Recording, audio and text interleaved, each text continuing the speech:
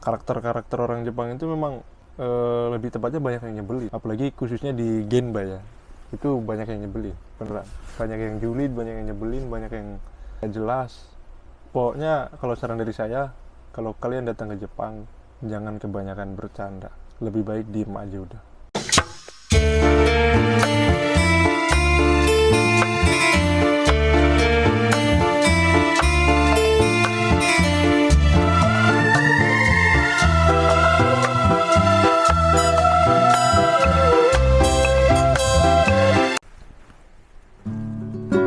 Terjadi lagi, malaikatku terlambat datang.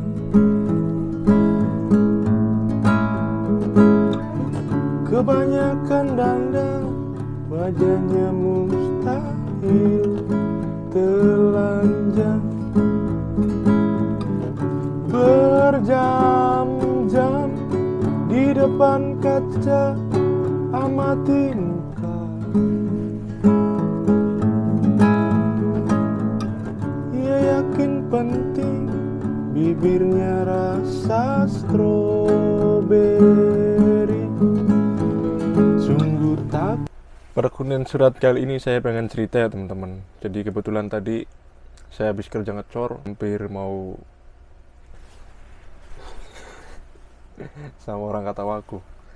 Jadi ini cerita ya teman-teman, dan saya cerita ini untuk bekal teman-teman nanti kalau ke Jepang, supaya bisa menahan diri, bisa sabar, terus buat waspada juga buat teman-teman dengan orang-orang seperti ini.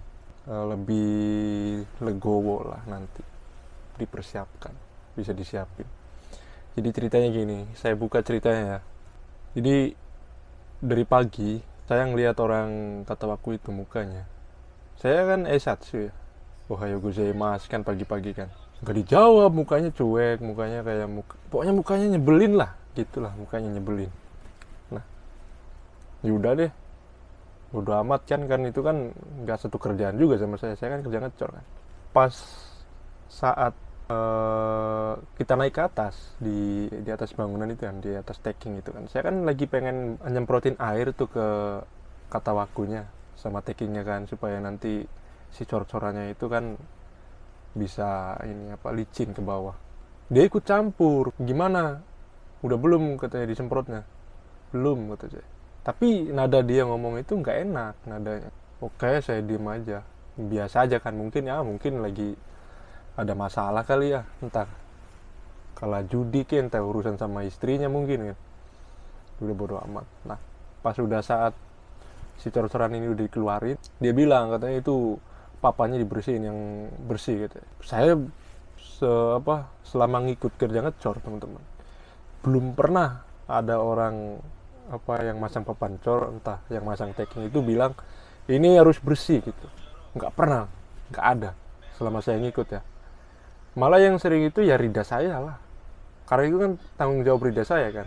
Biasanya Rida saya yang ngasih tahu ini taking harus bersih, kata waktu juga harus bersih kan. Kebetulan saya juga ikut ngecornya kan, bukan megangin bayi bureta kan, cuman soji doang, bersihin cor-coran yang pada nempel di katawaku, terus bersihin cor-coran yang nempel di taking itu, di besi-besi lilitan itu kan.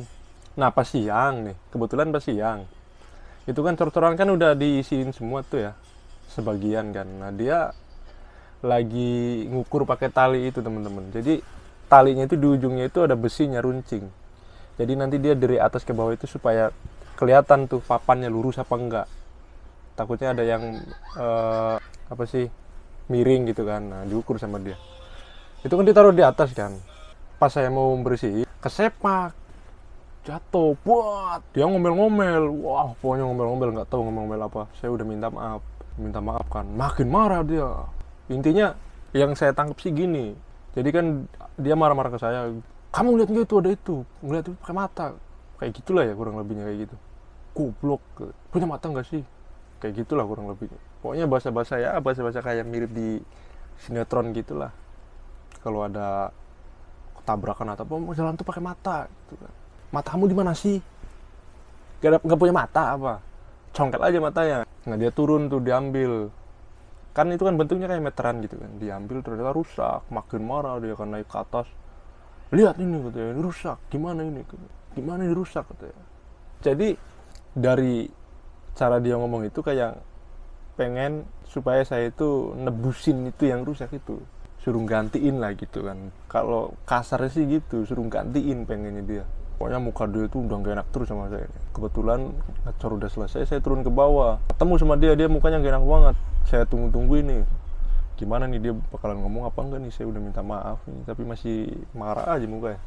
Saya nungguin dia ngomong gak enak, entah apa, narik baju saya gitu ya, mau mukul. Pasti berantem di bawah, beneran pasti berantem kayaknya. Udah berapa kali saya minta maaf tapi tetap aja marah, anjing. Dalam hati saya, anjing, baru pertama saya ketemu sama orang bener-bener gak kenal gitu ya. Biasanya gini kan, kalau kita kan sama orang gak kenal, misalkan kita nggak sengaja gitu ya, pasti kan nggak apa-apa mas, nggak apa-apa, udah nggak apa-apa, santai aja, nggak usah panik gitu kan, udah nggak apa-apa, namanya juga nggak sengaja gitu. Nah harusnya gitu bilangnya kan, bukannya marah anjing. Ini kan saya juga nggak sengaja bang, kayak dulu juga sempat ada kejadian paling lucu banget. Jadi kalau ini kerja Tobi, si senpai saya ini naro anjing tainya itu, full harnessnya itu kan di jalan, jadi apa sih namanya, yang ganggu banget lah. Saya lagi hakobu, nah keinjek, kelihatan sama dia, ngomel-ngomel, marahin saya, kamu kalau jalan pakai mata lihat itu ada anjing tai punya saya, kamu tahu nggak tuh harganya berapa, mahal itu, saya capek ngumpulin duit buat beli anjing tai, buat beli barang, malah kamu injek-injek. Siapa suruh taruh di situ, dalam hati saya, di situ kan jalan. Kalau posisinya bukan di jalan, keinjek sama saya itu, yes, oke, marah, nggak jadi masalah dong. Di jalan, udah tahu ini jalan anjing, kenapa harus ditaruh? Aduh, itu sering banget loh teman-teman senpaiku. Dua kali atau 3 kali aku dimarahin, ya sama kayak gitu, digoblok apa segala macem lah pokoknya gitu. Padahal saya posisinya emang lagi kerja, bukan lagi nggak kerja gitu. Dan saya juga nginjeknya itu bukan sengaja, ada anjing tai dia nih ku injek gitu. Seharusnya kan naruhnya gitu ya, ini nggak bakalan kelewatan orang gitu, taruh di situ, entar taruh di atas kan, nggak mungkin keinjek kalau ditaruh di atas, dicangkolin kalau enggak kan. Ditaruh di jalan anjing, saya kobu, kamu kalau tahu itu dipindahin. Anjing itu anjing tai punya siapa, disuruh pindahin bangke. Nah inilah saya cerita ini agak kesel ya teman-teman ya. Jadi ini juga bisa buat bekal teman-teman nanti kalau datang ke Jepang. Karakter orang Jepang itu memang lebih tepatnya banyak yang nyebelin, apalagi khususnya di Genba ya, itu banyak yang nyebelin beneran, banyak yang julid, banyak yang nyebelin, banyak yang gak jelas.